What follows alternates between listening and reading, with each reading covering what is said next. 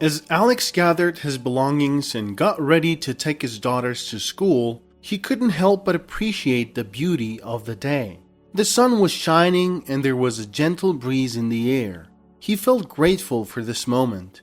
As he loaded his daughters into the car, they chatted and laughed, excited for the day ahead. As he drove, Alex couldn't help but feel a sense of pride and joy, seeing his daughters growing up into beautiful young ladies. As they arrived at the school, Alex said his goodbyes to them and watched them walk through the gates.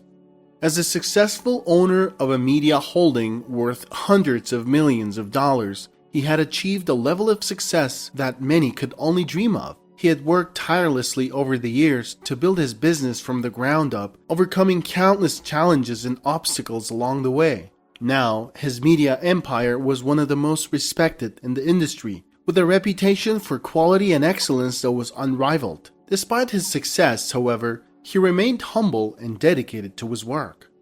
Today was an important day for him because he was launching his foundation. He had worked for months to plan and organize the launch event and was looking forward to the opportunity to make a difference in the lives of those affected by cancer. To make the occasion even more special, he had flown his parents from their small town to attend the opening ceremony. Alex's upbringing was humble as he grew up in a small town in the northern states with a family that didn't have much. His father worked long hours as a mechanic at a truck shop to provide for his family, while his mom was a nurse at the local hospital. Alex had an older brother, Ben, who he used to fight with a lot when they were little kids. Despite being close in age, the two brothers had very different personalities. Alex was a grumpy and easily irritable kid who would often complain to his parents about how Ben didn't share his toys with him. In contrast, Ben was a more easygoing child who enjoyed playing with his younger brother and didn't think much of the occasional argument. Unfortunately, their parents would often believe Alex's complaints and reprimand Ben, even though the accusations were often unfounded. Alex's success in school was not just limited to his personal life. In fact, he excelled academically, particularly in subjects like math and languages.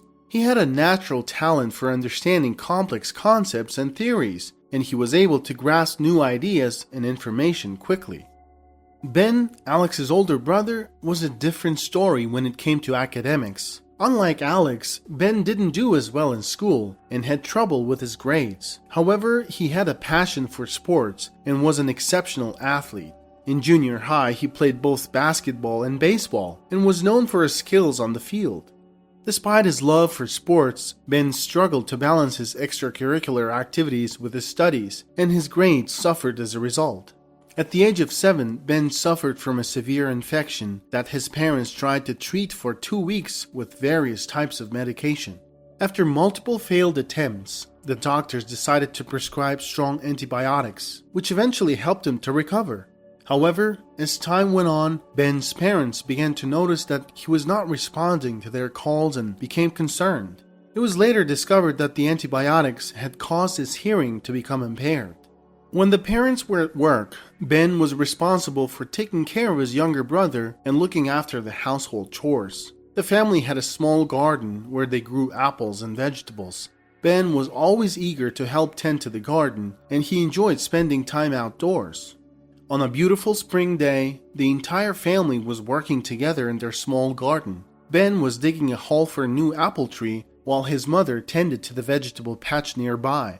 Suddenly, Ben's mother, Jenny, realized she needed a bucket of water and called out to him to fetch it for her.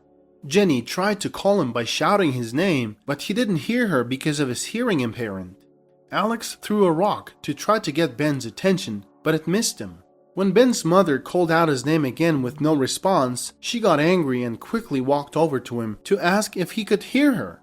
Ben was scared and confused by the situation. He didn't understand why his mother was so angry. Ben's mother continued asking him why he wasn't responding and why she had to keep calling him so loudly. She was becoming hoarse from shouting, which added to her growing frustration.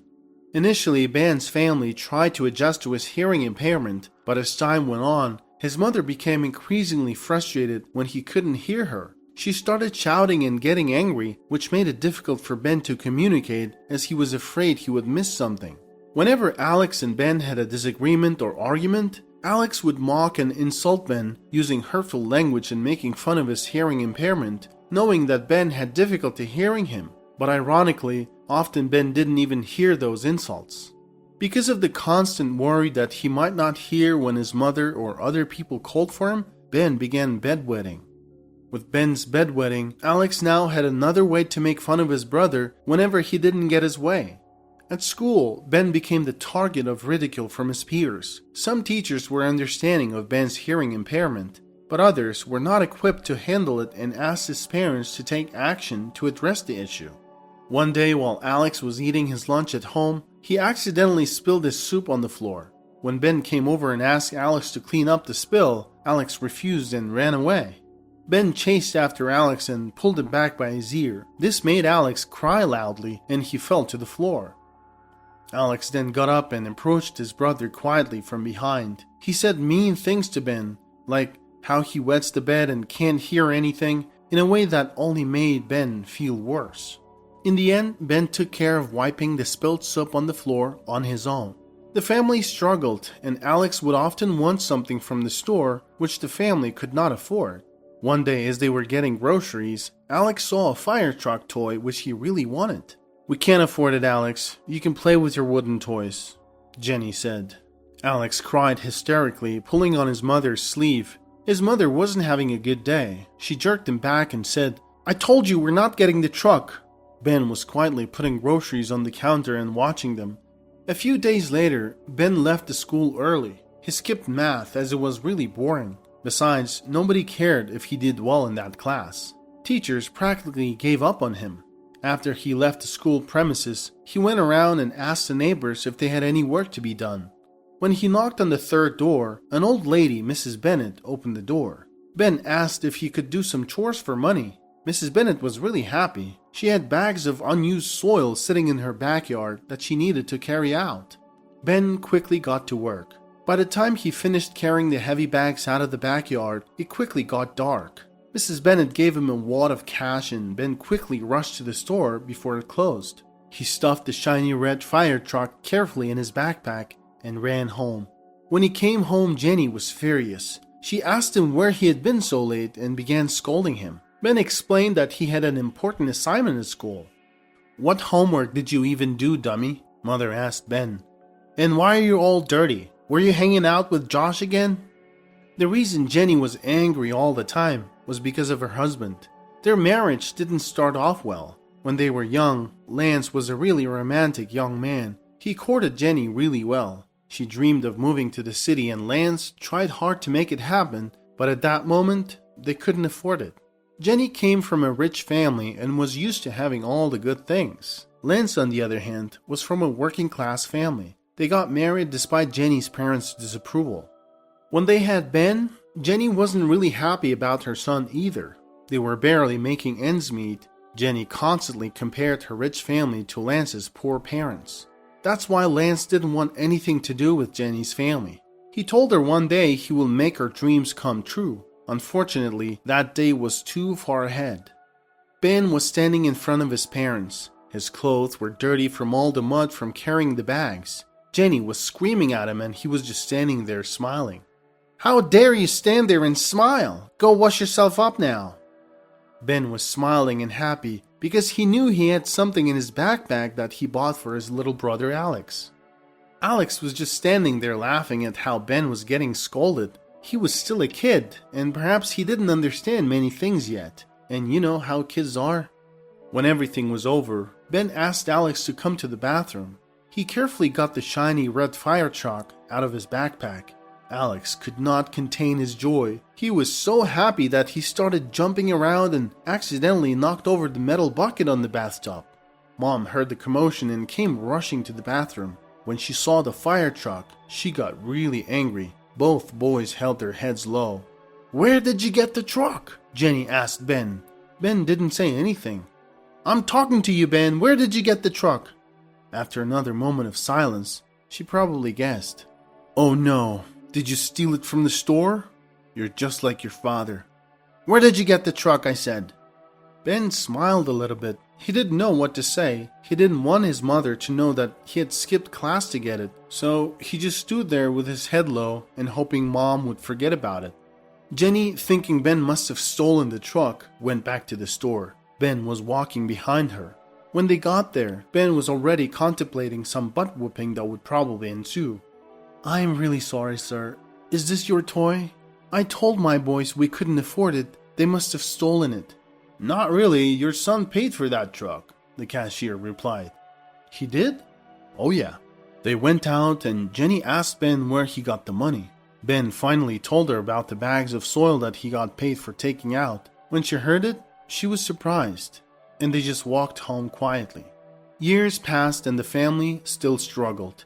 Jenny still constantly complained to her husband about their small house, about their old car, about the things she could have had but still didn't. Meanwhile, Ben was a sophomore in high school. His grades were pretty bad, but his teachers already pretty much gave up on him. But he was doing well in sports. He loved sports. Alex, on the other hand, was winning math competitions. He was a promising student. He was 3 years younger than Ben, and they often had fun doing math calculations together. Ben would give Alex simple arithmetic problems which he couldn't solve himself, and Alex would quickly give him right answers. Ben was really proud of his brother. He also loved his brother very much. Most of Alex's friends had bikes and he really wanted one too. Ben saw Alex looking at his friends' bikes when they rode past them after school. One day, Ben traded his baseball gloves for a day of riding his friend's bike. When he showed up in front of Alex on a bike, Alex was elated. Ben spent the whole day pushing Alex from behind and teaching him how to ride a bike. At the end of his sophomore year, Ben started to feel bad suddenly. His hearing was getting worse. He also rapidly started losing weight, and in a matter of weeks, he couldn't walk much. He would get tired and just wanted to lay down. The parents had no idea what was going on. Blood tests came back positive for leukemia. They started the treatment too late. Ben ended up in bed. Soon, he couldn't get up and walk on his own. Jenny or Lance took turns taking days off from work to take care of Ben at home. He got too weak to even chew his own meals. Jenny fed him with soft meals and porridges. Lance carried him to the bathroom when he needed to go. Lance worked hard to provide for the family. He got a second job to cover the treatment. He would spend the night sitting in the dark kitchen and quietly sobbing, while Jenny sat next to her son. After 6 months, Ben started losing his eyesight. Alex was turning 12 at the time. At first, he didn't really give it much attention, but over time, the weight of the graveness of the whole situation started to sink in. With every new day, Alex was becoming more and more quiet, as he understood that Ben was seriously ill. He would spend long hours sitting next to his brother and asking him to play math games with him. Ben just lay motionless, breathing heavily and looking into space. He would slowly turn his head towards where the sounds were coming from and try to squeeze out a word, but it was incomprehensible for Alex. It was early morning. For the first time in his life, Alex cried because he felt so sorry for his brother. He woke up and didn't feel like going to school, even though he had an important preparation for a math competition with his teacher. He sat on the edge of his brother's bed and held his hand. He cried quietly and tears fell on his brother's hands. He looked at Ben laying on the bed, with his eyes open and looking in the distance. He remembered how Ben got him the red fire truck, how he would push him on other kids' bikes hours on end, trying to teach him how to ride. "I love you, brother. Ben, do you hear me? I love you. Please get up. Come on, man. Get up now," I said. "You said you were going to take me to the lake. You lied to me, Ben. At least play the math game with me, Ben. Please, ask me your questions." Alex remembered how as a kid he made fun of his brother and laughed at him when Ben couldn't hear something, how he pinched his nose whenever Ben woke up wet. He hated himself for that. "Ben, I'm sorry. Do you hear me? I said I'm sorry, brother. I'm gonna take you to the lake, alright? We'll get on a boat and we'll have lots of fun together. Do you hear me, Ben? Say something, please." At that moment, Ben suddenly turned his head slightly and looked at Alex. His lips moved weakly, turning into a smile. He slowly started lifting his arm, beckoning him to come closer. Alex got excited and he shouted, Mom, Dad, Ben is looking straight at me. Come quick. Jenny and Lance came rushing in. They were smiling as Ben looked at them too. As they all sat there, Ben beckoned them to come closer. He wanted to say something, but it was extremely hard for him to push the air out of his lungs to say it. He whispered weakly. Yes, baby, what is it? Jenny asked. Alex. Promise me you will take Alex to a good university. Promise me. He's smart. He's so much smarter than me. He has a good future. Tears rolled down Jenny's cheeks. Lance held Ben's hand and wept softly. Jenny held Ben's head and kissed him on his forehead. She repeated how much she loved him and asked to forgive him for everything she had done. That evening, Ben passed away. Everyone was devastated. Alex screamed and cried for 3 days. For several days after the funeral, Jenny and Lance didn't speak much to one another. They were just quietly grieving. A month after Ben passed away, Jenny was in his room folding his clothes. Alex walked in and asked his mom if he could keep his brother's clothes and wear them. It became quiet in the household. Alex had no one to goof around with anymore. His best friend, his brother, was gone. Alex became even more quiet. From that day on, he committed to studying really hard to fulfill his brother's wishes. When Alex graduated from high school and it was time for college, Lance sold everything he could to pay for Alex's studies. 4 years later, Alex graduated from a prestigious business school and started his media production company, which would later grow into a giant media holding. While working in the media industry, he met his future wife, Griselda. She was a beautiful Latin American girl who was kind and caring, exactly what Alex was looking for in his future wife. They got married and had 3 beautiful daughters. As he dropped his 2 beautiful daughters to school, he asked his driver to pick up his parents from the airport. The opening ceremony of the Ben Arnold's Cancer Treatment Foundation was a big event for the city. After all the formalities were done, Alex delivered a speech in which he said that Ben Arnold's was a man with an immense and pure heart. Thanks to him, he became what he is today and is now standing here. Alex told the crowd that his brother taught him how to love and be kind no matter what. Lance and Jenny Arnold's sat holding hands in the front row. They were quietly crying. Alex's wife Griselda was sitting with her daughters next to their grandparents. She was smiling and so happy to be Alex's wife. In the evening, the whole family had dinner at home and remembered Ben. To this day, Alex sees dreams where his brother Ben is bringing him sweets and carrying him on his back. He misses his big brother and knows that love and kindness are the most important things. Unfortunately, sometimes people understand that only having lost their loved ones. I'm Elena, the sister of the groom, and I'm also the one who saw it all coming. Today is supposed to be the happiest day of my brother's life. But instead, I feel like I'm standing on the edge of something that could break us all apart. I've always looked out for Brian, ever since we lost our parents.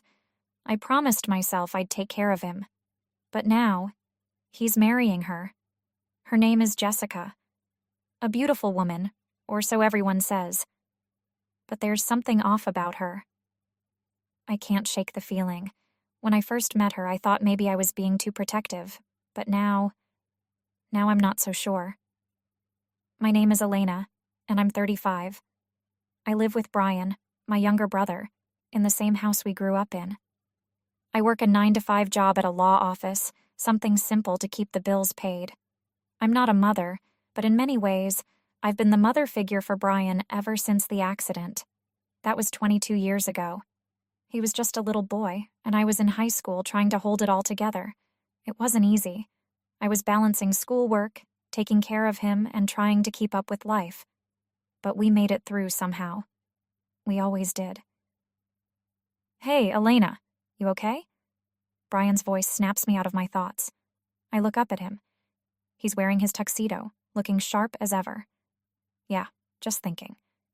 About Jessica? He asks, half joking. I hesitate. Not really. Just everything, you know? I've always been the one who took care of things, made sure everything was in order. But today, I can't help but feel like something's wrong. I can't put my finger on it, but I feel like there's something I missed. I want to believe that Jessica is the right one for him. I have to. It was a few days before the wedding when I first started to notice the cracks. I was at home, getting ready for another day of work, when Brian asked me about the dress I was planning to wear. I had picked a simple navy blue dress that Brian said looked best on me. It was elegant but understated. "You should dress up for once," he told me. "For once?" I raised an eyebrow. "I've always dressed up?" He smiled. "Not like this. You're always in your office clothes. It's time to look special." I laughed, but inside, I felt a little tug in my heart. I've always put my brother's needs first, but now I couldn't help but feel a little lost in the whirlwind of his wedding. "Are you excited?" I asked him, trying to shake off the strange feeling.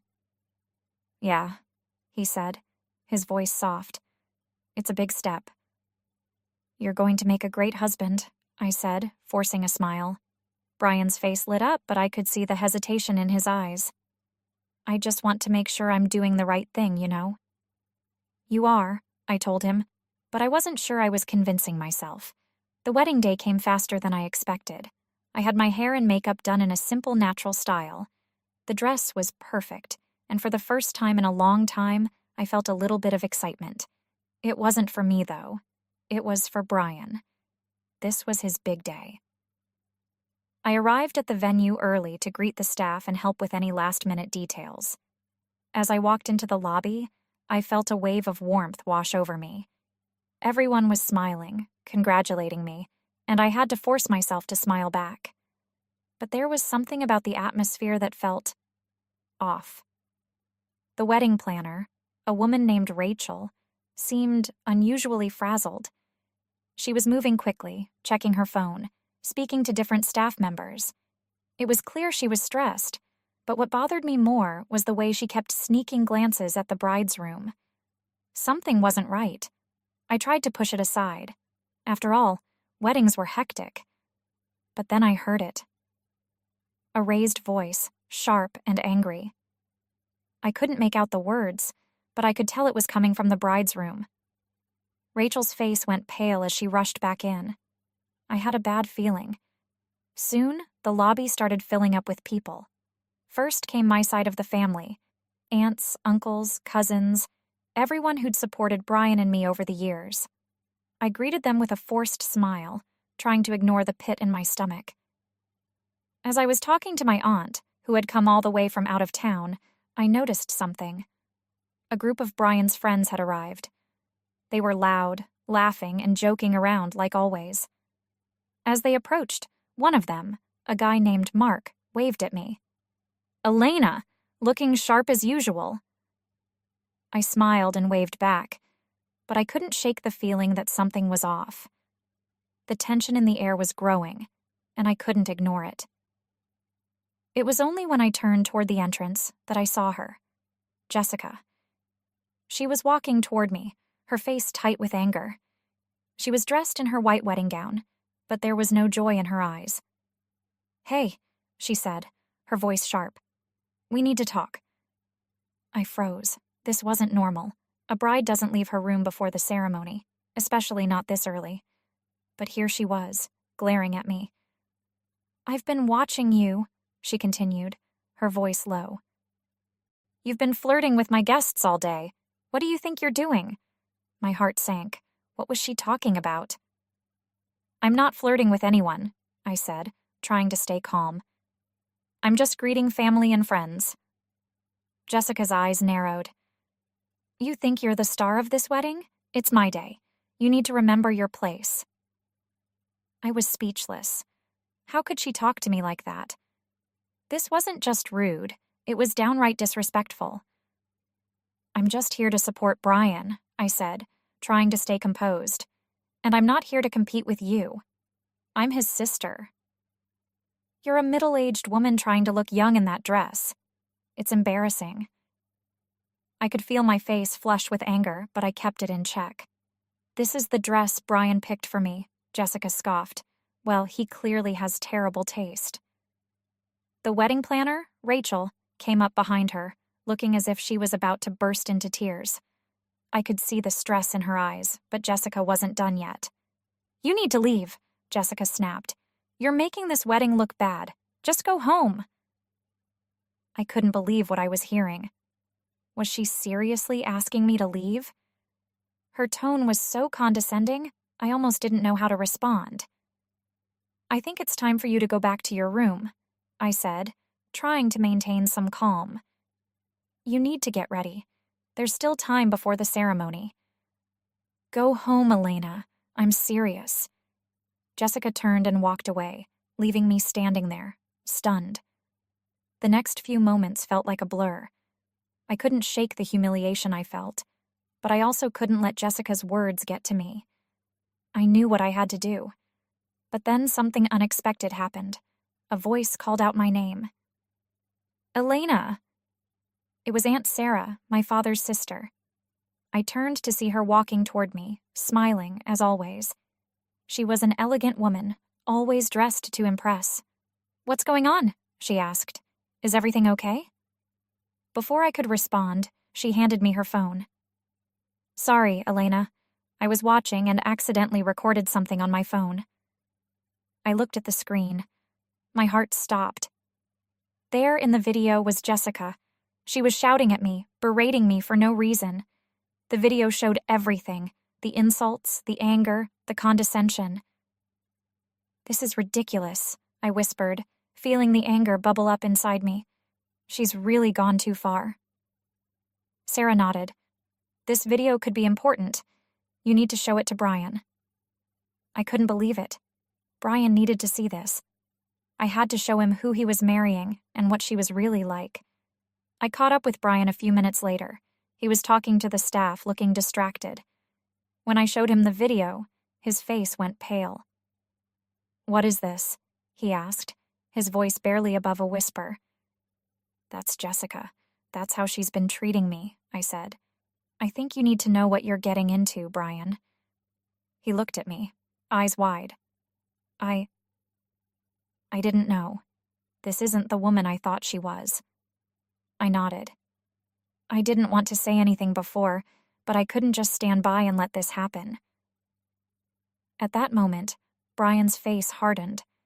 I could see the weight of the decision he was about to make. I need to confront her, he said, his voice steady. I knew the confrontation wasn't going to be pretty, and I knew it was going to change everything. The wedding, Brian's life, maybe even the rest of our family's future. But I wasn't going to let Jessica control us anymore. I had done my best to protect Brian, but today I had to protect him from the woman he was about to marry. The door to the nail salon opened with a soft jingle, heralding the entrance of Emily, a young woman in unassuming attire, her demeanor humble yet confident. She stepped into the salon, her eyes taking in the chic decor and the rows of vibrant nail polish lining the walls. Behind the reception desk, a woman with perfectly styled hair and immaculate makeup glanced up. Her eyes, sharp and assessing, briefly swept over Emily, narrowing ever so slightly. It was a look that carried a subtle, unspoken judgment, as if Emily's modest dress was somehow out of place in the salon's fashionable ambiance. Emily, unperturbed by the administrator's less than welcoming gaze, made her way to the desk. The administrator, Rachel, sighed with apparent inconvenience and set aside her smartphone, its screen still aglow from her recently interrupted social media browsing. "Do you have an appointment?" she asked, her voice dripping with a tone that was more robotic than hospitable. Her fingers danced over the register, not really expecting to find Emily's name. The salon was relatively quiet, the hum of conversation from the few customers mingling with the soft background music. It was clear from the sparsely filled appointment book that the day was not particularly busy. Rachel seemed to size up Emily, assuming, perhaps because of her simple clothing, that Emily couldn't have afforded the services anyways. "Do you work exclusively by appointment?" Emily inquired politely, her gaze drifting to an unoccupied nail station, its chair invitingly empty. Rachel, now leaning back in her chair with an air of superiority, responded with a hint of condescension.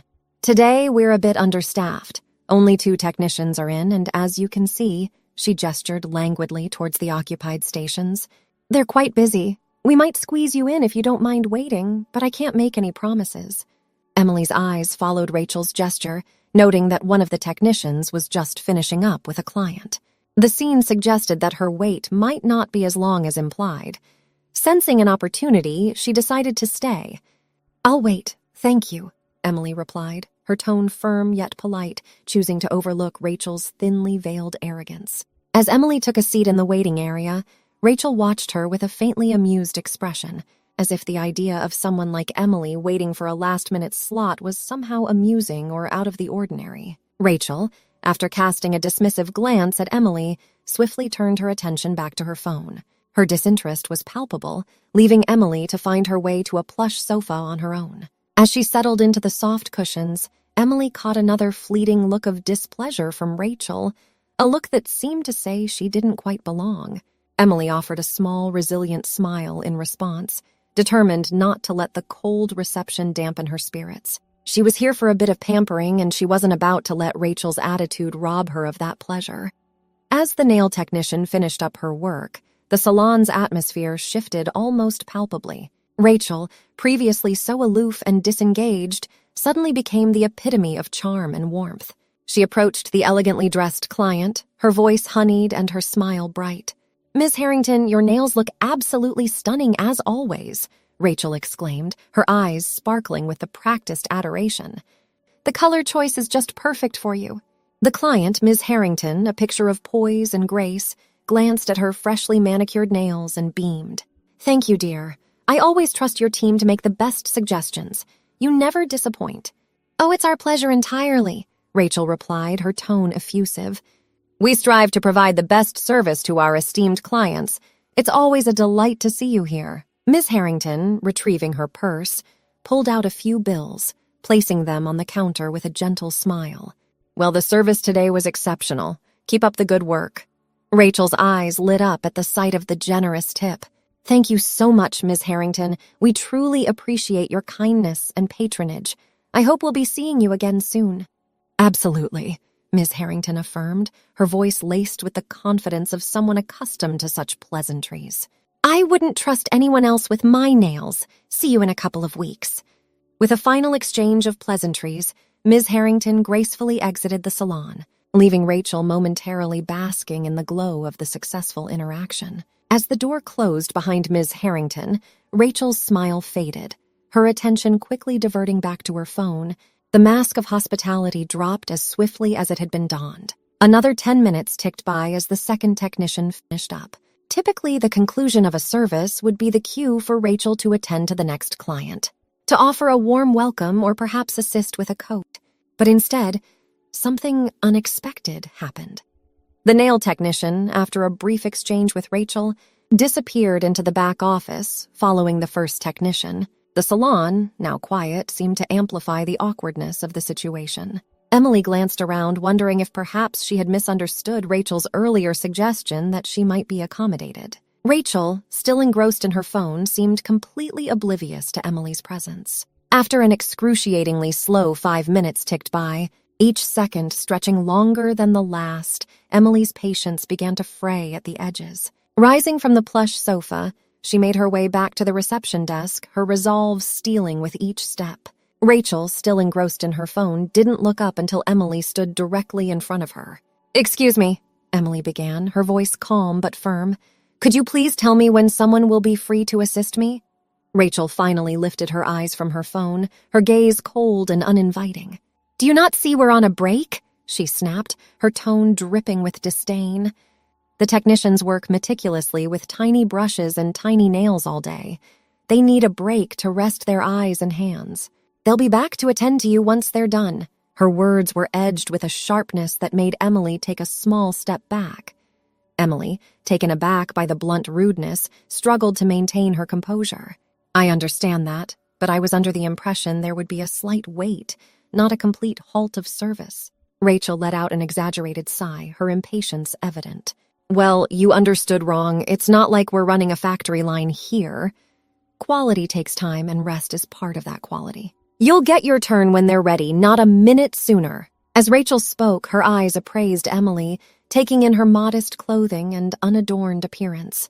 An idea seemed to flicker in her eyes, one that brought a smug, almost cruel smile to her lips. She chose, quite deliberately, not to mention the salon's high-end pricing. The thought of Emily's potential surprise, or better yet shock, at the cost, seemed to please her. Emily, sensing an unspoken judgment from Rachel's scrutinizing gaze, felt a flush of embarrassment mixed with annoyance. Yet she held her ground, her voice steady. "Very well, I'll wait. But I do hope the service will be worth the delay." Rachel merely shrugged, her arrogance palpable. "We're the best in town. If you can't appreciate that, it's your loss, not ours." What a first day to start my career, Emily mused to herself. She hadn't come to the salon to get her nails done. Not at all. In fact, she hated doing her nails, and if Rachel was attentive enough to look at her nails, instead of trying to judge her by the way she was dressed, she would have probably guessed that Rachel's nails were perfectly fine and didn't really need any job done. Emily's return from Germany marked not just the culmination of her academic journey, but also a reflective pause in her lifelong passion for the arts. In high school, Emily was more than just interested in art.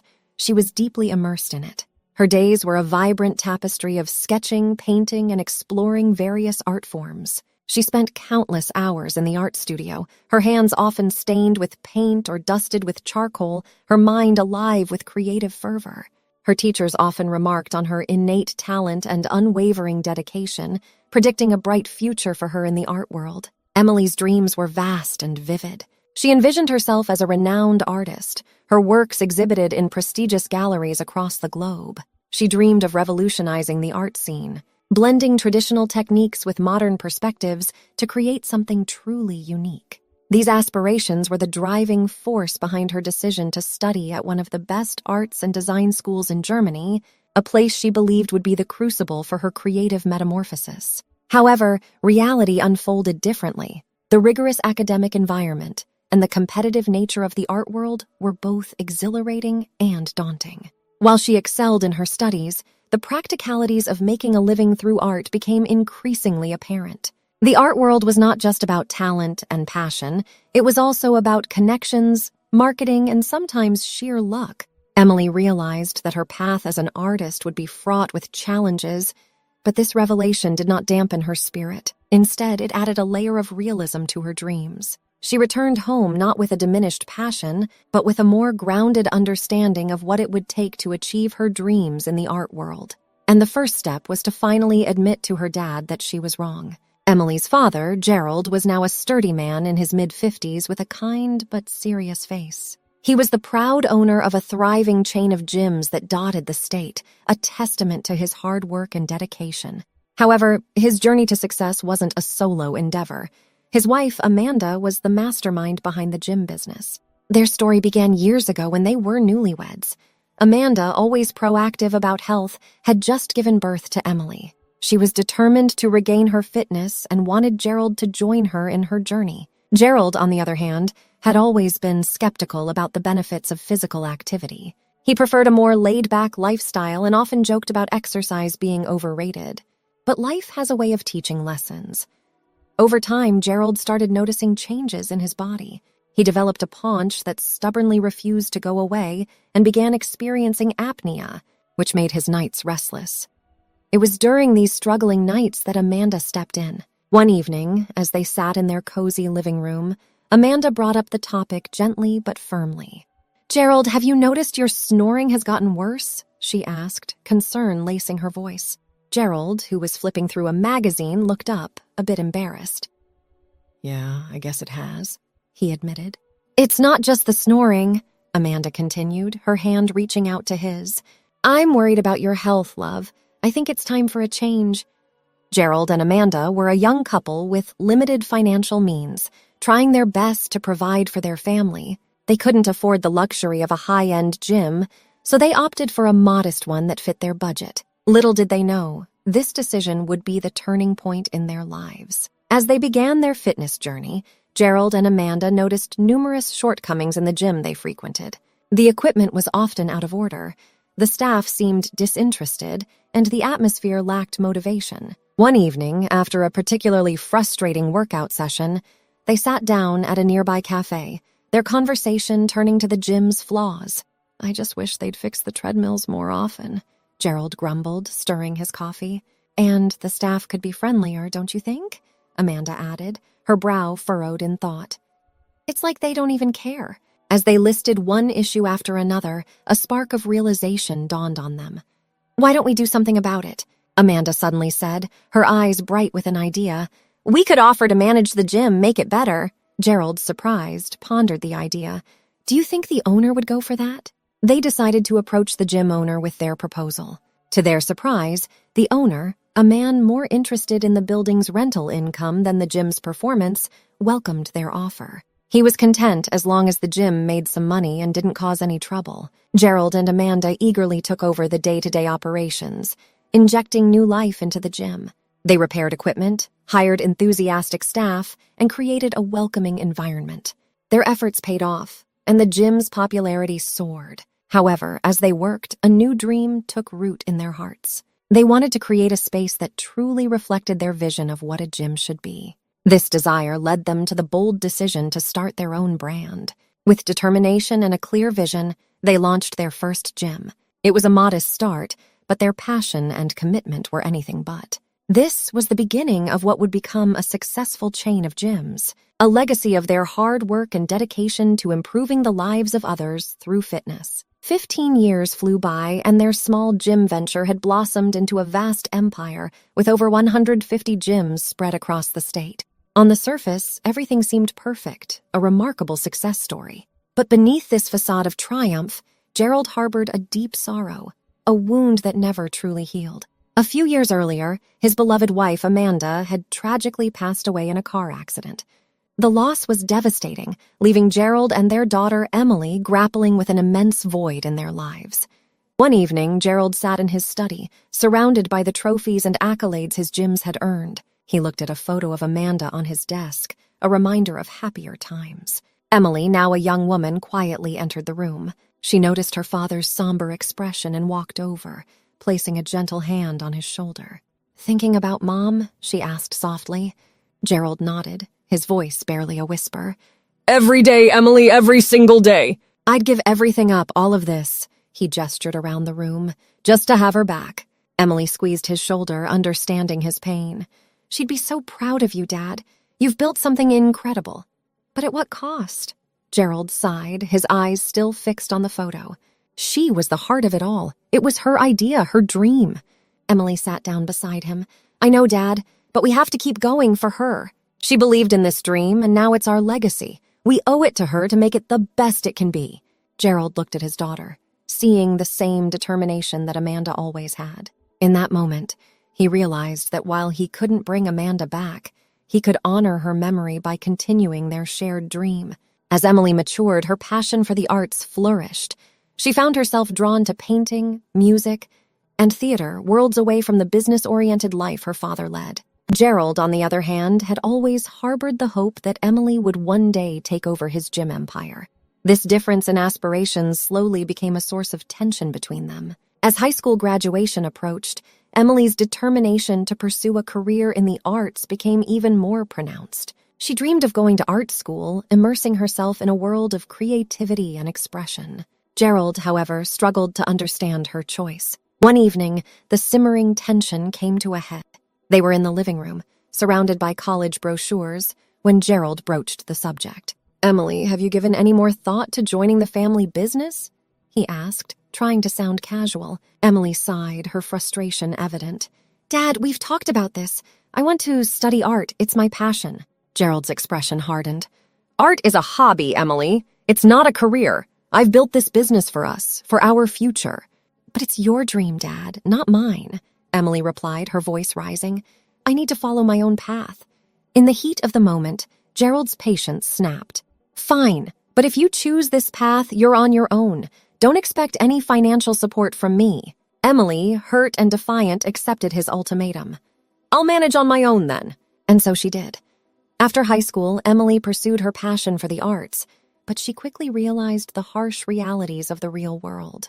Making a living as an artist was challenging. Emily's university years in Germany were a mix of education and hard work. She juggled her studies with various odd jobs, from babysitting children to washing cars. These experiences not only helped her make ends meet, but also taught her valuable life lessons. One realization stood out to her. Success often required financial stability. and achieving greatness in the arts could be closely tied to one's economic resources. After 3 years of independent living, grappling with the challenges of making her way in a foreign country, Emily's perspective on life and her father's views began to shift. She had matured, gaining a deeper understanding of the complexities of the real world. One day, feeling reflective and a bit homesick, she decided to call her father. Gerald answered, his voice revealing a mix of surprise and cautious warmth. "Dad, it's Emily," she began hesitantly. "I've been thinking a lot, about everything. You were right about some things. Life's tough, and maybe I didn't see the whole picture." Gerald listened quietly, absorbing her words. He felt a rush of mixed emotions, vindication, relief, but also empathy for his daughter's struggles. Emily, I'm glad you called. He finally said. "But I'm not going to say I told you so. You needed to go to Germany. You needed to make your own mistakes and learn from them. That's how we grow." Emily smiled, a weight lifting off her shoulders. "Thanks, Dad. I guess I had to find my own way to understand what you meant." That's all part of growing up, kiddo, Gerald replied, his voice softening. "Remember, it's not about being right or wrong. It's about finding your path and learning along the way." The conversation between Emily and Gerald ended on an unexpected note. Gerald, tapping into a memory of Amanda, shared an idea with Emily that might just bridge their worlds, the world of business and the arts. Amanda, in her lifetime, had been a regular at nail salons. She, like many others, often faced the inconvenience of shifting schedules and long waiting times. Amanda had seen a business opportunity in this, much like she had with the gym business. She had conducted thorough research, crunching numbers and studying the market. One evening, she had excitedly shared her findings with Gerald. With her notes spread across the dining table, she had walked him through the potential of the nail salon industry, her eyes alight with the same enthusiasm that had fueled their gym venture. At the end of her presentation, she had looked at Gerald with a knowing smile as if to say, "Why don't we open a nail salon?" Amanda's untimely passing meant she would never witness the realization of her vision for the nail salon. Gerald, carrying the weight of his wife's unfulfilled dream, made it his mission to bring her idea to life. He poured his heart into starting the nail salon, seeing it as a way to honor Amanda's memory and keep a part of her alive. However, in recent times, the nail salon had faced challenges. Business was not as brisk as it once had been, and there were operational issues that needed a fresh perspective. Gerald saw this not only as a chance to revive the salon, but also as an ideal opportunity for Emily to gain practical business experience. When Gerald proposed the idea to Emily, she was initially hesitant, aware of her lack of business expertise. But Gerald reassured her. "Emily, I know this is outside your comfort zone," he said during a phone call. "But I believe this could be a great learning opportunity for you. It's not just about running a business. It's about creativity, customer service, and problem solving. Skills that are valuable everywhere, even in the arts." Emily listened, the idea slowly taking root in her mind. "I guess I could give it a try, Dad. It would be a way to connect with Mom's vision, too," she replied thoughtfully. Gerald was encouraged by her response. "Exactly. And I'll be here to guide you. Think of it as a partnership." With a mixture of apprehension and excitement, Emily agreed to take on the challenge. She returned home, ready to dive into the world of business, armed with her artistic sensibilities and a desire to keep her mother's dream alive. Now, as Emily sat in the salon she was soon to manage, waiting, and as the minutes ticked by, Emily could still feel Rachel the administrator's eyes on her intermittently. The covert glances were filled with unspoken assumptions as Rachel seemed to size her up. Her simple clothing, the absence of lavish makeup, her hair styled in an uncomplicated manner. In Rachel's mind, it was clear that Emily's appearance didn't fit her standard of a typical client. She seemed to believe that a more polished, designer-clad appearance would have warranted a different, more welcoming reception in this upscale salon. Emily, growing increasingly restless with the prolonged wait, noticed a coffee machine nestled in a cozy corner of the salon.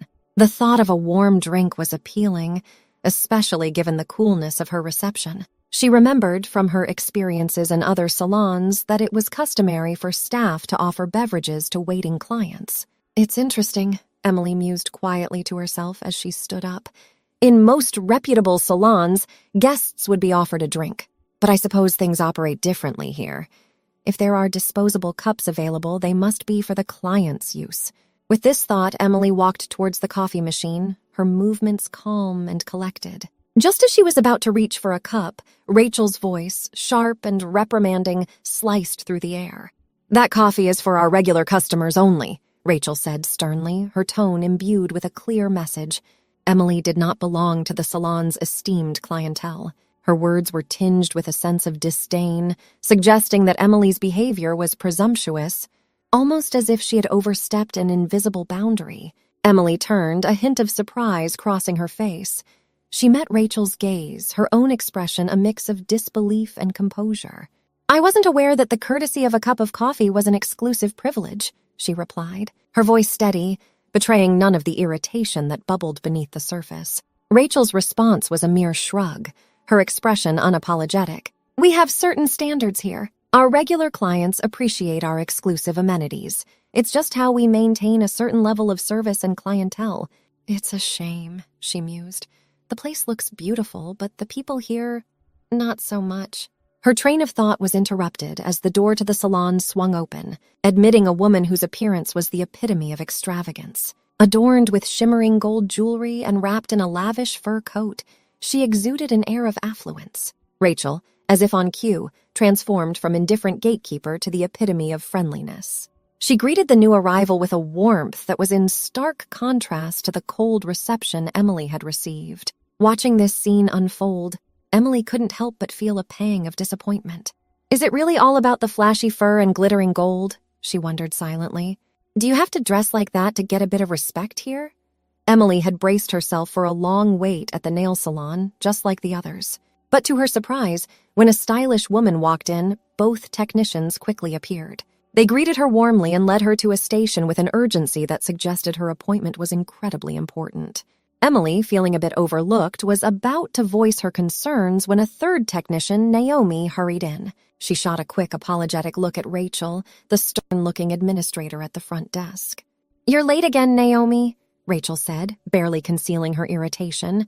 "Our client here has been waiting. This can't keep happening, or I'll have to report it to management." Flustered, Naomi nodded, quickly shed her coat, and vanished into the back room. Moments later, she re-emerged, donning a mask and with a more professional demeanor. She walked over to Emily, her smile warm but her eyes hinting at the stress of the morning. "Hi, I'm Naomi. Sorry to keep you waiting," she said, her voice soft but sincere. "Let's get you taken care of, shall we?" Emily followed Naomi to her station, a mix of sympathy and curiosity in her eyes. As Naomi started working on Emily's nails, her gentle touch contrasted with the occasional tremble in her hands. Emily couldn't help but notice Naomi's striking eyes, which revealed a quiet strength despite her apparent nervousness.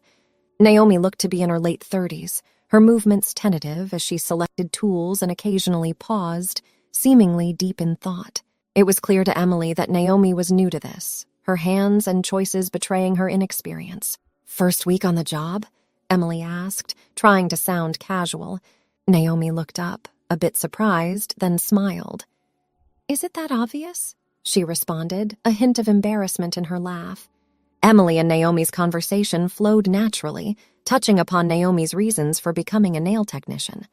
Naomi shared that she had learned the skills online, a fact that intrigued Emily. Recently relocated to the city, Naomi had been job hunting when she stumbled upon the salon's advertisement. It was a chance encounter that led her here. As they chatted, Rachel, from her desk, couldn't help but overhear their conversation. With a sharp tone, she called out, "Naomi, could you step back here for a moment?" Naomi excused herself and walked to the back office. There, Rachel confronted her with a stern expression. "Are you trying to earn tips from the client?" she asked. Before Naomi could respond, Rachel continued, "If so, you'll need to try harder. For the first 2 months, your tips go to the salon. It's our policy to ensure commitment and retention." Naomi returned to Emily, her face a mix of disappointment and frustration, clearly affected by the exchange with Rachel. Emily noticed the change in Naomi's demeanor and felt a pang of sympathy for her. "Everything okay?" Emily asked gently, sensing Naomi's discomfort. Naomi forced a smile. "Just salon policies," she replied, trying to sound upbeat. "Let's focus on making your nails look fabulous." Emily noticed Naomi's hands trembling and smiled reassuringly. "Your hands are shaking," she said gently. Naomi paused, removing her mask to reveal a weary expression. I really need this job, she admitted. I'm done with tough physical work. Curious, Emily asked her to share more. Naomi's story began with her caring for her grandmother, the only family she had known. Naomi didn't know her parents. Her grandmother had raised her. As Naomi grew older, her grandmother fell ill, needing constant care. Naomi spent her years after her teens devoted to her grandmother, working odd jobs, unable to pursue college. All I had was the internet for learning, Naomi said. I took free online courses to learn anything I could. Emily felt a pang of sympathy hearing Naomi's struggles. But I do like it here, Naomi added with a hint of optimism. I'm picking things up quickly. She leaned closer to Emily, her voice dropping to a whisper. I just don't agree with how they manage things. There's a lot happening behind the scenes. I doubt even the owners are aware. Rachel, busy with her phone, perked up as a man walked in. She greeted him with a big smile. Naomi whispered to Emily, That's the owner. Emily, not facing the door, didn't realize at first that the man was her father, Gerald. Gerald looked around, a bit lost, until he saw Emily and grinned. So you're trying out the service yourself? He asked playfully. Emily turned, her smile widening as she recognized him. They shared a warm hug. How do you like it? Gerald inquired. Emily responded, Well, there's certainly some room for improvement. A staff member whispered to Rachel, That's Mr. Anthony's daughter? Expected someone more high maintenance. The salon fell into a stunned hush. The employees stared in shock, and Rachel turned white as realization dawned. Rachel quickly approached Naomi. Make sure Emily gets the best service, she said hurriedly, then decided to have another technician take over. Turning to Gerald, Rachel's tone changed to one of sugary sweetness. Mr. Anthony, what a delight to have you visit us, she cooed. Emily watched as Rachel's expression shifted to one of remorse and apology when she turned to address her. Emily, I hope you're enjoying your visit. I've asked Naomi to step aside. Our top technician will take care of you now, Rachel said, her voice dripping with contrition. Gerald, observing the scene, couldn't help but comment, Seems like you've got a good handle on things here. Yes, Emily caught us a bit by surprise, Rachel replied with an overdone smile. Emily was taken aback by Rachel's sudden change in demeanor upon learning her identity. She felt a sense of responsibility. Rachel, I'm quite shocked, Emily said firmly. I didn't plan on firing anyone today, but it seems I have no choice. You're dismissed. Gerald looked perplexed, not fully grasping the situation. He glanced at Emily, his expression asking if she was sure about her decision. Yes, Dad, Emily confirmed. We can't have someone who judges and treats people based on their appearance or wealth. That's not acceptable here. Emily was new to the business world, but she was determined to take her father's assignment seriously. She decided to first understand the salon's operations from the inside. Her observations had already proved to be valuable. Emily was troubled by the way the administrator treated some clients, especially in a high-end salon where expectations were naturally higher. This isn't just any salon, Emily thought. With the prices we charge, every client should at least be offered a simple cup of coffee. Rachel was dismissed immediately. Emily, with a contemplative look, turned towards Naomi. Naomi, how would you feel about helping me manage this salon? Emily inquired, her voice steady but encouraging. Naomi's eyes widened, a mix of surprise and disbelief washing over her face. A chill of excitement tinged with nervousness ran down her spine. This was an opportunity she hadn't anticipated. Emily smiled reassuringly. I've seen your dedication and how quickly you're learning. I believe you have what it takes. Think of it as growing together with the salon. Naomi was astounded by the turn of events. It had only been a few days since she began her job at the salon, and now she was being offered a chance to help manage it. This is unbelievable, Naomi murmured to herself, still processing the rapid change in her fortunes. A few days ago, I was just hoping to fit in and do a good job. Emily noticed Naomi's astonishment and offered a comforting smile. I know it's a lot to take in, but I've seen your work ethic and your way with people. You're exactly what this salon needs. Naomi took a deep breath, trying to steady her racing thoughts. I'll give it my all, she finally said, her voice firm with resolve. I might be new, but I'm ready to learn and make a difference here. With that, a new chapter began at the salon. Naomi's fresh energy and enthusiasm, combined with Emily's experience and guidance, started to bring positive changes. Clients appreciated the warm, welcoming atmosphere, and the staff felt more motivated and valued. The salon's staff, particularly the hairstylists, saw some changes too. Despite these shifts, the salon's popularity soared and more clients started coming in. Most importantly, the salon became a welcoming place for everyone, regardless of their attire, not just those in expensive fur coats. The salon expanded and its reputation for quality service attracted more clients. Everyone seemed content, but Emily noticed something odd. Her father, Gerald, began visiting more frequently than usual. It puzzled her, until one day she saw him dropping off Naomi at the salon. Emily couldn't help but smile at this revelation. She had always known her father to be deeply devoted to her late mother, Amanda. But Naomi, with her genuine kindness and warm approach to everyone, seemed to have a unique impact on Gerald. "Dad's been coming by more often, hasn't he?" Emily casually mentioned to Naomi one day as they were closing up. Naomi blushed slightly, nodding. "Yes, he's been very supportive," she said, her voice tinged with a mix of gratitude and surprise. "I think he sees how much you've helped turn this place around," Emily said, placing a reassuring hand on Naomi's shoulder. "And maybe he's found a new friend in you." The salon's transformation under Emily's leadership was remarkable. It evolved from a mere business into a cherished community space, welcoming people from all walks of life. Emily's emphasis on inclusiveness and kindness had woven a fabric of warmth and acceptance, attracting not just clients but also creating a bond within the community. Gerald and Naomi's friendship blossomed, and it wasn't long before it turned into something deeper. Emily watched as their relationship developed, feeling a mix of happiness and surprise. She had always seen Naomi as a dependable colleague, but as Naomi and Gerald grew closer, Emily began to see her in a new light, almost like a sister. Eventually, Gerald and Naomi announced their engagement. The news was met with joy and excitement by everyone connected to the salon. The wedding was a beautiful affair, a celebration not just of their love but also of the community they had helped foster. The salon continued to prosper, with Gerald and Naomi's marriage adding a new chapter to its story. It stood as a testament to the power of love, acceptance, and the beauty of creating a space where everyone is valued and welcomed.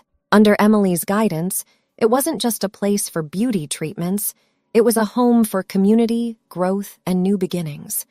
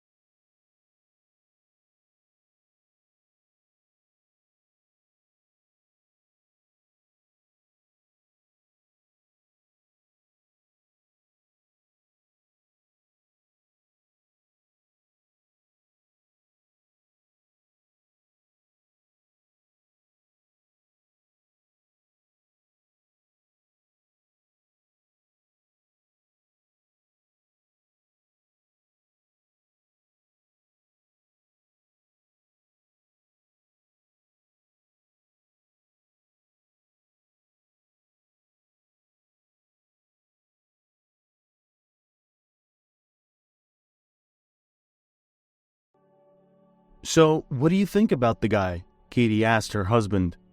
David sighed and replied, "Still not exactly what I was looking for. I kind of expected it anyway." "Where do you even find those freaks?" David asked his wife. "What the heck are you talking about? I'm trying to do something at least. And you? You only know how to criticize what I'm doing." The young couple were arguing about yet another chef for their restaurant who was found by Katie. He wasn't exactly what they were looking for. "What I'm saying is that you need to be more thorough in your research and make sure that the chef you're bringing in is the right fit for the restaurant," said David. "It's not enough to just pick someone at random and expect it to work out. We need to make sure that we're getting the best person possible." Katie sighed. "I know that you're right. I just feel like you're being too critical. I'm trying my best to find the right person for the job, but it's not easy. I'm doing the best I can." David put his arm around her. "I know you are. I'm sorry if I came across as too critical. I just want to make sure we get the best person for the job. I think if we work together and do a thorough search, we can make sure that we find the perfect chef for our restaurant." Katie put the folder on the table and said, "This is our account, honey. This month our restaurant is beating all the records. We didn't lose anything, but we didn't make anything either." David ruffled his hair and scratched his head. "Yeah, we're not too lucky lately." "You're not wrong," Katie said. "We didn't have these issues when Dad was managing. Maybe it makes sense to turn to him for some help." David jumped up. No. Don't even think about telling him anything. I'll think of something. Why do you always think that I can't do anything without your father?"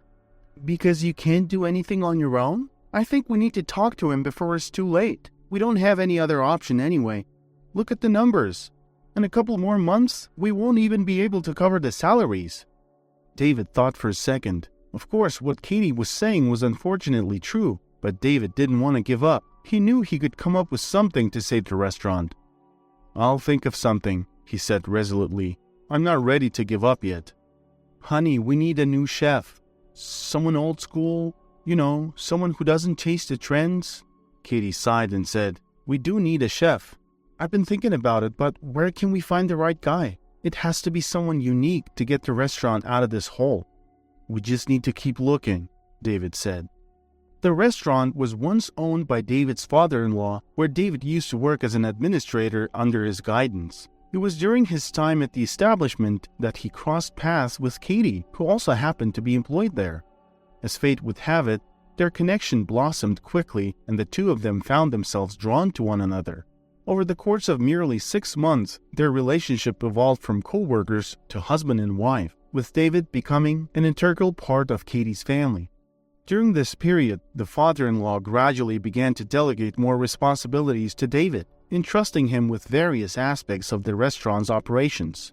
"The time will come when I'll need to step back and rest. You and Katie will have to manage the restaurant on your own. I hope by then you'll have learned everything necessary. I don't want your children to go hungry." David was full of innovative ideas for enhancing the restaurant, but Mr. Bunsfield would often shoot them down, or even worse, ridicule them. "Slow down there.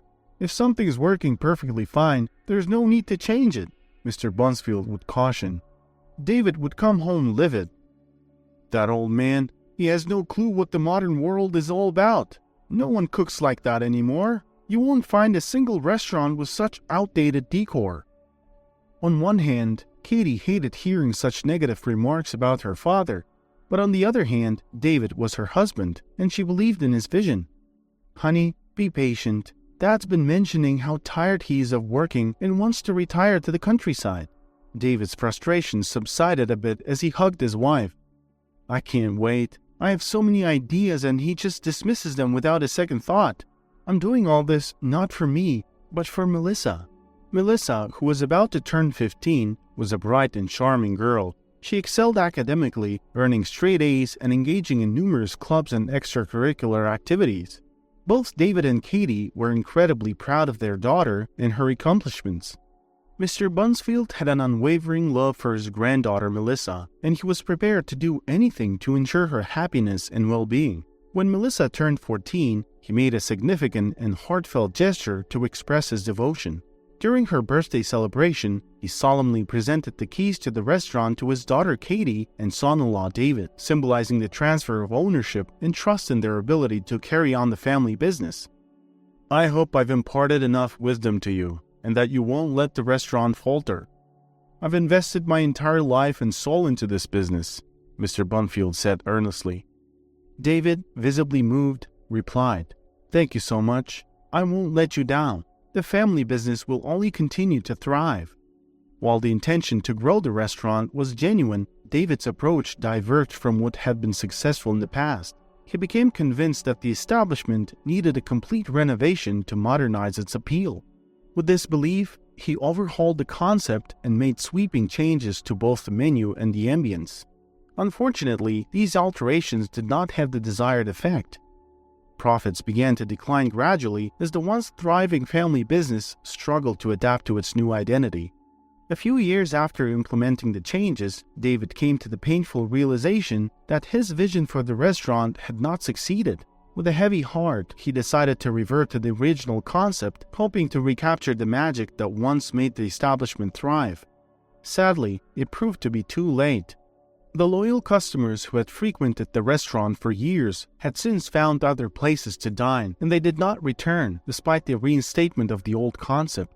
Additionally, the highly skilled chef who had been renowned for his exceptional cooking refused to rejoin the team. As a result, the restaurant continued to flounder, showing no signs of improvement or recovery. "Honey, you remember we have guests coming over tomorrow, right?" Katie inquired. "What guests?" David's eyes widened as he suddenly clutched his head, realizing he had completely forgotten about the impending visit. "Do you think we can ask Melissa to cancel or postpone it?"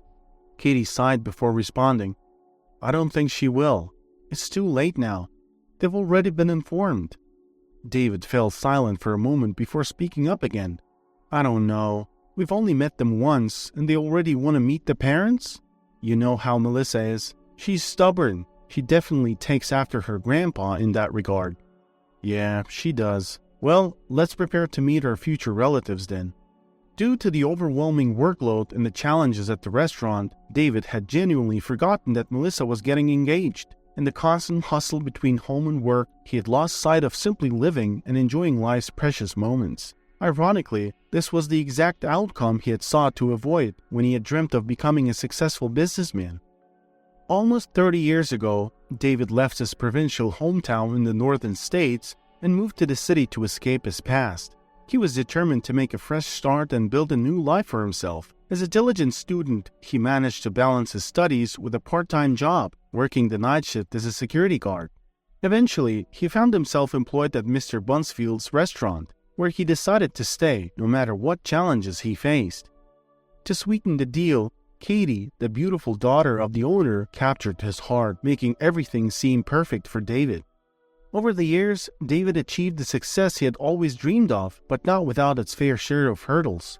As a father, he hoped that his daughter Melissa would find a partner who was not only loving, but also financially secure.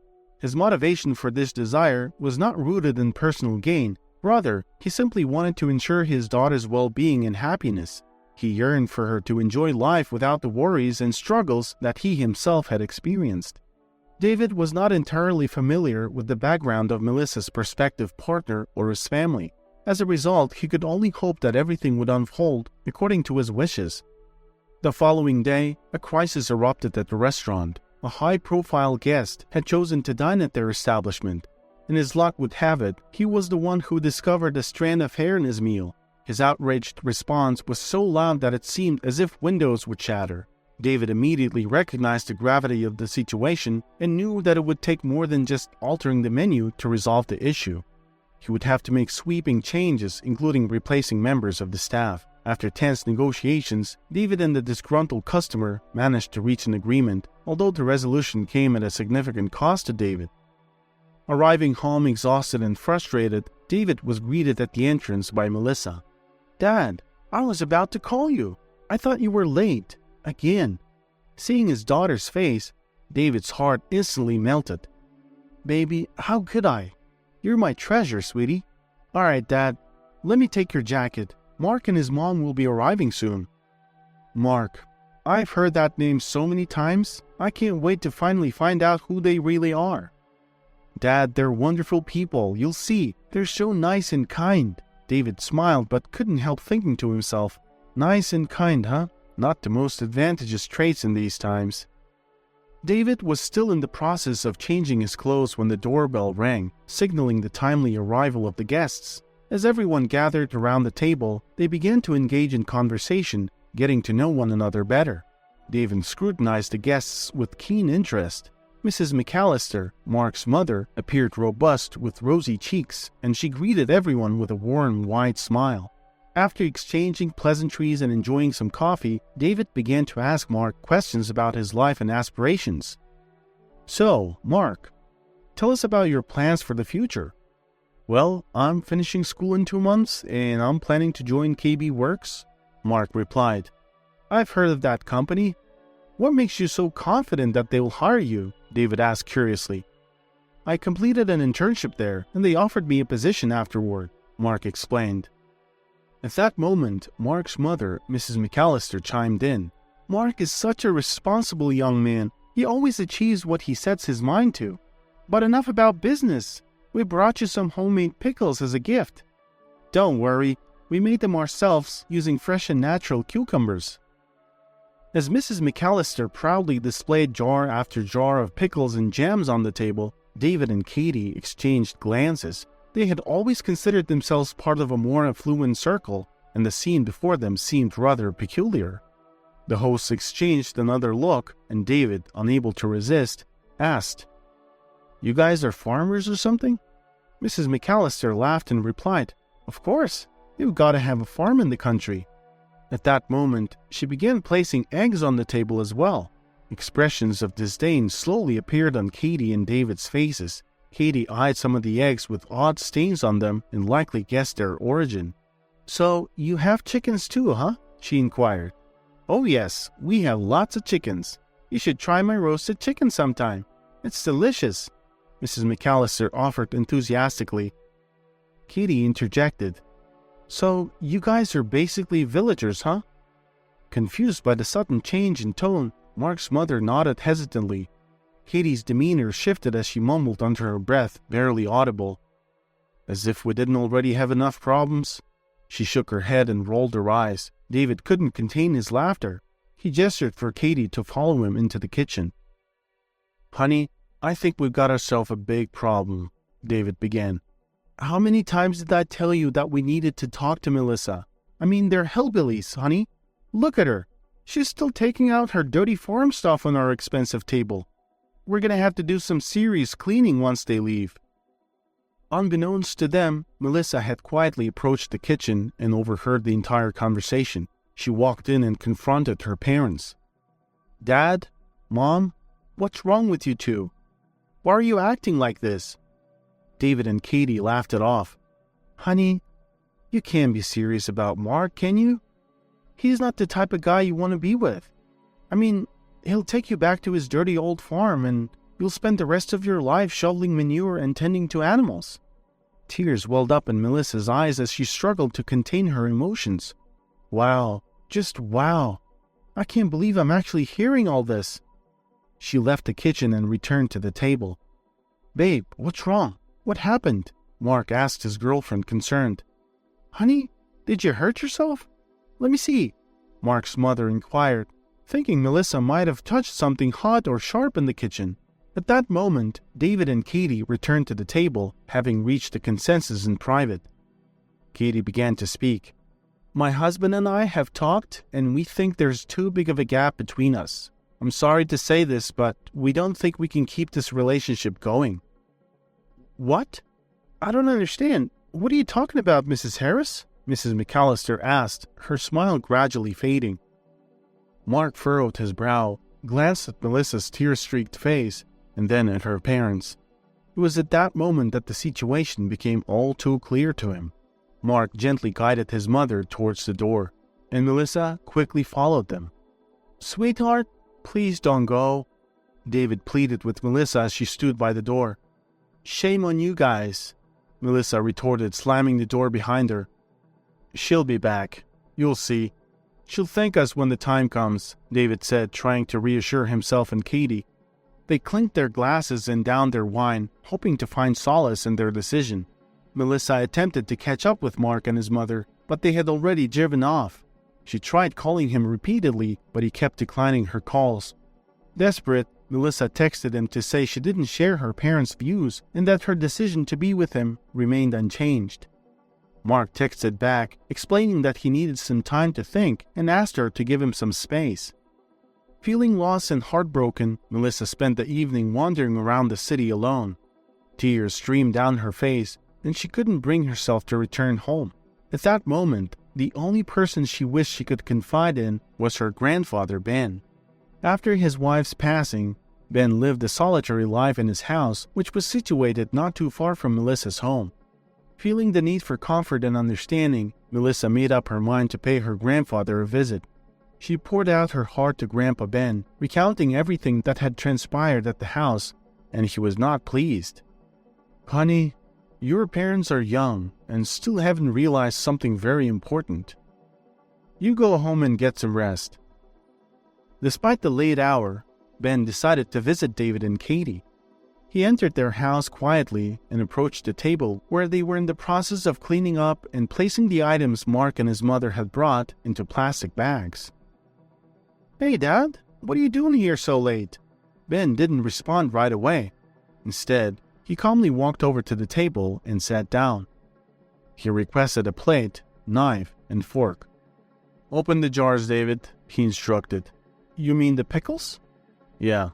David opened one of the jars and handed it to his father-in-law. Ben cut a small piece from one of the pickles and savored it with delight. Delicious. Reminds me of something so dear and special to me." Intrigued by the smell, David raised his eyebrows. "Weird. This is an interesting smell. I've never smelled anything like it." He took a pickle from the jar and upon taking a bite, froze with joy. Katie, curious, decided to try one as well. "Honey, these are so delicious. I've never tried these either." She peered into the bag to see what else was inside. "Look, there's some salads. Oh, and there's dried meat. Smells delicious." "It's called jerky," Ben corrected them. David sampled everything that Mark and his mother had brought, then leaned back on the sofa. Ben let out a deep sigh before speaking. "Katie, sweetheart, when I first met your mom, she was such a wonderful person, and I knew she was the one. But guess what? She and I were what you'd call hillbillies. These pickles and everything on this table are so dear to me. They remind me of where I come from, and I'll never forget that. Your mom and I worked hard to get where you are now. You were born into this life." By this point, Katie understood where the conversation was heading. David hung his head low, anticipating what was to come. "Now, David, when you first came to work at my restaurant, you didn't have much either. I didn't keep you there because you were good at your job. My daughter liked you. I was willing to do anything for her." David knew exactly what Ben was referring to. Ben rose from his seat as quietly as he had arrived and left the house. David and Katie stood there for a moment, then proceeded to try more of the farm-fresh food, finding themselves enjoying it immensely. The following day, Ben took his granddaughter Melissa in his truck and drove to the village where Mark and his mother lived. They arrived just as the two were having lunch. Ben introduced himself and asked if he could have some more jerky, which made everyone laugh. They all sat together, talking about the old days on the farm. Ben shared his story of growing up around animals and how it taught him frugality and hard work. The conversation touched Mrs. McAllister's heart, and she took Ben's words as an apology for his daughter's and son-in-law's actions. Meanwhile, Mark and Melissa had gone for a walk, returning later with smiles on their faces. "Mark, son, I can see that you're a hard-working man. Your mother has told me all about you. You're the kind of guy I wouldn't mind having alongside my granddaughter." After saying their goodbyes, Ben and Melissa left for home. On the way back, Melissa thanked her grandpa for his wisdom and for handling the situation so well. A month later, at Mr. Bunsfield's request, David and Katie arrived at the restaurant wearing waiters' uniforms. "I don't know why we're closed today or why I'm wearing this uniform," Katie said to David, clearly disappointed. When Ben entered the hall, Katie asked her father, "Dad, what's all this about? We did what you asked us to do. Can we take these uniforms off now?" "The banquet has yet to begin. Patience, sweetheart. In a few moments, there'll be 2 very important guests here. I want you to meet them and ensure they're seated and served." Katie assumed her father had organized the event to teach her husband how to manage the restaurant or something similar. She had no idea who was about to walk in. A few minutes later, Mark and Mrs. McAllister entered, smiling and looking absolutely stunning. "Welcome to our restaurant. Please be seated," Ben announced. When David and Katie saw them, they were shocked, but soon they realized what had happened. Ben approached David and Katie, who stood there with their heads bowed, and said, "The best apology is changed behavior. Now go and show them your hospitality. After all, Mrs. McAllister is your new chef." A year had passed. "Is everything ready, Mark?" David asked his son-in-law. "Yes, sir. All set," Mark replied. "Well, all right. Make sure everything goes smoothly." "Of course, sir. Don't worry. We're all prepared." Today, the restaurant was closed for the second time in its history, despite numerous calls to reserve tables. The founder of the restaurant, Ben Bunsfield, was turning 80, and his family had organized a surprise dinner for him. He knew nothing about the event. They had told him to be at the restaurant by 5 in the afternoon. When he arrived and realized that the restaurant was empty, he suspected that something was up. The surprise worked perfectly. For the first time, David's father-in-law smiled at him and said, "I've known you all these years, and only now can I say that I wasn't wrong about you. Thank you for everything." "No, sir. Thank you for teaching me how to be a human being and see things differently. From a boss to a father figure, you've shaped me into a man," David said. Ben was touched. He looked around and asked, "By the way, where's Melissa?" She had to drop by the hospital." "What? Is she sick? What happened?" Ben asked, frightened. "I don't think so, sir. I think she's got a surprise for you. Melissa arrived half an hour after the celebration had started." "Grandpa, happy birthday! I'm sorry I got held up a little." "Well, now I can safely say that in 5 months, you're going to be a great-grandfather." Ben couldn't believe what he was hearing. He was overjoyed. "Mark and I want to name him Ben, in your honor, Grandpa." Ben hugged Melissa and cried, "It's one of the best gifts in my life. Thank you so much." Mr. Bunsfield looked at Katie and David, who were standing next to their new relatives, Mark and Mrs. McAllister. He approached all of them and thanked them for the wonderful children they had raised.